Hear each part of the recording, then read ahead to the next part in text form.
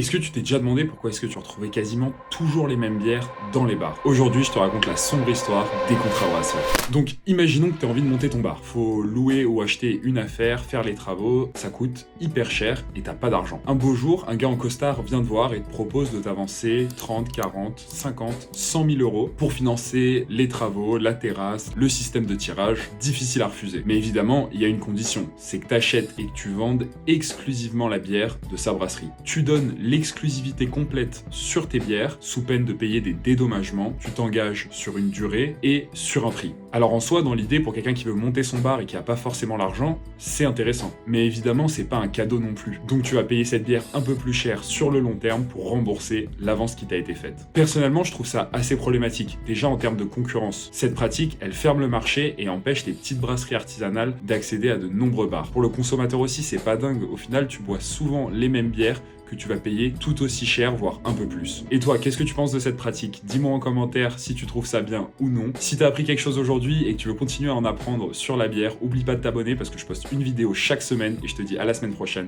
C'est ciao!